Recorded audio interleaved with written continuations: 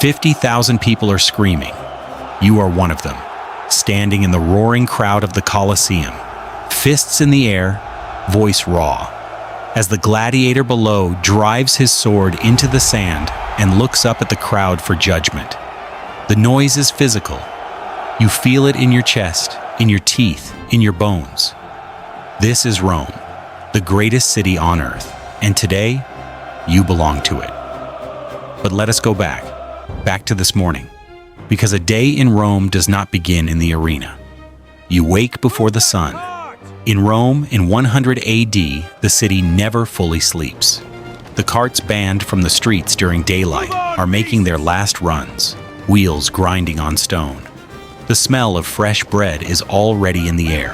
1 million people. Let that settle for a moment. Rome in 100 AD is the largest city on earth by an enormous margin. London has 30,000. Paris does not yet exist. Rome has 1 million. Packed into 7 hills, loud and chaotic and magnificent and terrifying all at once. You step into the street and the city hits you immediately. The noise, the smell, the sheer density of life pressing in from every direction. Rome's streets are narrow, deliberately so, to provide shade in the brutal summer heat. And the buildings rise 4, 5, 6 stories into the pale morning sky. You are at the bottom of a canyon of stone and brick, and above you, the city is already beginning to roar. The bakeries are open before anything else.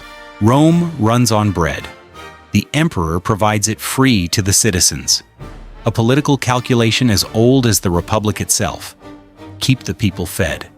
Keep them entertained. Keep them loyal. You pass a bakery where the stone mill is already turning, driven by a donkey walking in slow circles, grinding grain into flour. The baker's arms are white to the elbow. The public fountains are busy. Rome has 11 aqueducts bringing fresh water from the mountains into the city. A feat of engineering so extraordinary that it will not be matched for 1,500 years. The water flows continuously day and night, and at every street corner a fountain runs freely. People fill their clay jugs. Children splash. A slave balances a full amphora on each shoulder and disappears into a doorway. The decree is clear. You walk toward the forum. Even from several streets away you can hear it. The low roar of commerce and argument and negotiation that fills the heart of Rome from dawn to dusk. Then you turn a corner, and there it is. Nothing in the modern world prepares you for this. The Roman Forum in 100 AD is the center of the known world. Marble temples rise on every side, their columns gleaming white in the morning sun. The Arch of Titus stands at the eastern entrance. The Temple of Saturn anchors the western end, and between them, packed shoulder to shoulder, the citizens of the greatest empire on earth are doing what Romans do: talking, arguing, making deals, destroying enemies.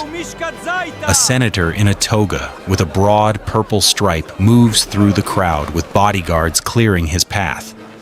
Slaves from 3 different continents move together carrying building materials. Rome is an empire, and the empire is visible in every face. You push deeper into the market. Roasting meat, fresh fish, exotic spices from the east, leather, sawdust. A merchant from Alexandria shows a buyer bolts of fine Egyptian linen. A wine seller calls out his vintages. A money changer watches the crowd with restless eyes. By midday, the crowd is moving toward the arena. The Colosseum in 100 AD is only 20 years old and still gleaming. It rises 50 meters above the surrounding streets. 4 stories of travertine marble and concrete arches, capable of holding 50,000 spectators. It has retractable awnings to shade the crowd from the sun. It has 80 numbered entrances so that 50,000 people can enter and exit in minutes. It has an underground system of tunnels and elevators that can raise wild animals and scenery directly onto the arena floor. You take your seat. The sand of the arena below is pale gold, already raked smooth. The crowd around you is every class of Roman society. Senators in the front rows, equestrians behind them, common citizens above, women and slaves at the very top. Everyone is here. This is the great democratic spectacle of Rome, the one place where emperor and slave breathe the same air. The gates open, the gladiators enter, the crowd erupts. Men you have never seen before are suddenly your brothers, slapping your back, grabbing your arm, pointing at their favorite with the intensity of people for whom this is not entertainment, but religion. The gladiators below move with the practiced economy of professional killers. Every gesture is theater. Every pause is calculated.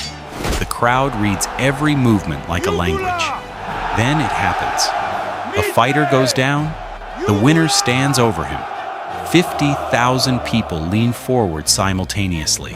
The roar drops to a strange collective murmur, and then every hand in the Colosseum, yours included, makes the gesture that will decide whether a man lives or dies. This is Rome. This is power. This is what it means to be the center of the world. The afternoon belongs to the baths. The baths of Trajan cover an entire city block and can accommodate 1,500 people simultaneously. This is not merely washing. This is the social institution around which Roman daily life is organized. You move through a sequence of rooms of increasing heat. The frigidarium with its cold plunge pool, the tepidarium for warming, the caldarium filled with steam so thick you can barely see the vaulted ceiling above. An attendant scrapes your skin with a curved iron strigil, removing oil and dead skin with practiced efficiency. Around you, Rome talks. Business is transacted. Political careers are made and broken. Poets recite their latest work. Philosophers argue. Old men gossip. The baths are the great equalizer. In the steam, a senator and a freedman look remarkably similar. By nightfall, Rome changes completely. The carts are back. This is their city after dark. The streets become treacherous. Thieves work in the shadows between buildings. The insulae, the towering apartment blocks where most Romans live, are fire traps. And every night somewhere in the city, something is burning. You can see the glow from your window, hear the distant shouts of the bucket brigades. But you can also hear music, laughter, the clink of cups from the thermopolium on the corner where the cook never closes. Rome at night is still Rome, still loud, still hungry, still alive with 1 million people pursuing 1 million different lives under the same black sky. You lean from your window and look out over the rooftops of the greatest city the ancient world will ever produce. 1 million people, one city, one impossible, magnificent, brutal, glorious moment in human history. And you are here.